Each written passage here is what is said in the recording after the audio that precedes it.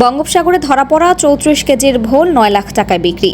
বঙ্গোপসাগরে জালে ধরা পড়েছে ৩৪ কেজি ওজনের বিশাল আকৃতির একটি ভোল মাছ। মাছটি ৯,৫৬,০০০ টাকায় কিনেছেন বরগুনার পাথরঘাটার মৎস্য পাইকার মোহাম্মদ হানিফ মিয়া। আজ মঙ্গলবার সকালে দেশের বৃহত্তম মৎস্য অবতরণ কেন্দ্র পাথরঘাটা বিএফডিসি ঘাটের আলম মিয়ার আড়তে মাছটি বিক্রি করা হয়। এর আগে ২৩ মার্চ পাথরঘাটার সাবেক উপজেলা চেয়ারম্যান মোস্তফা গোলাম কবিরের মালিকানাধীন এফবি সাইফ ২ ট্রলারের জালে মাছটি ধরা পড়ে।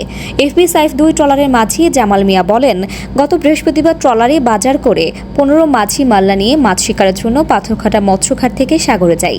সাগরে গিয়ে প্রথমে ২-৩ দিন জাল ফেললে তেমন কোনো মাছের দেখা মেলেনি। রোববার পুনরায় সাগরে জাল ফেললে জাল তুলতে গিয়ে দেখি বড় আকৃতির ৩৪ কেজি ওজনের এই ভোল মাছটি বেঁধেছে। মাছটি পেয়ে সঙ্গে সঙ্গে চলে আসি।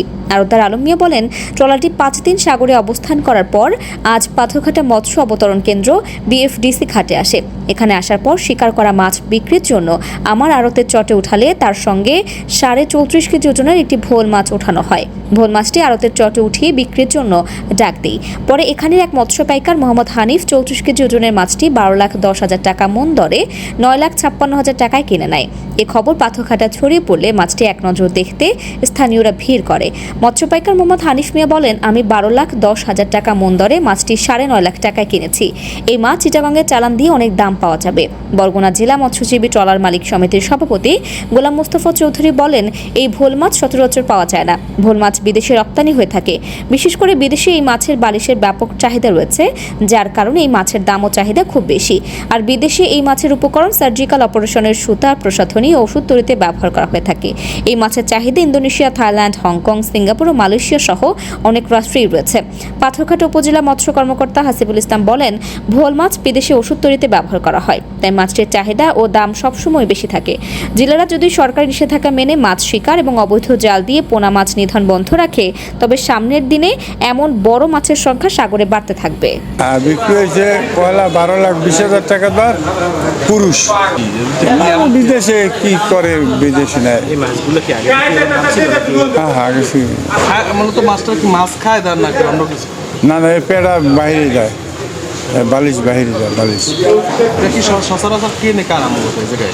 সব পাইকার এখানে বিদেশ যাইলে আসছিল, ওই অন্য দিক দিয়ে পাইকার, খুলনা দিয়ে পাইকার, পাত্রঘাটা দিয়ে খুলনা দিয়ে চিটিয়াঙ্গে দেখা যায়। এর মধ্যে একটা বালিশটা দাম বেশি পাইছে। ওই আলমামার বোর্ড সেলাই দিয়ে উঠতে পারবেন? নাকুরো জাল।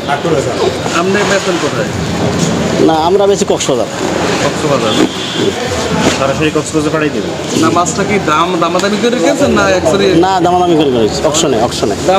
হ্যাঁ না না, বালিশের দাম সন্ন্যাসে বেশি হয়ে গেল। কেমন হয় এবার কেজি আর হইলে তোলা, তাই আমাদের বেশি হয়। কেজি হয় মানে ওই যে আপনি বালিশটা কেজির উপর নির্ভর করে না?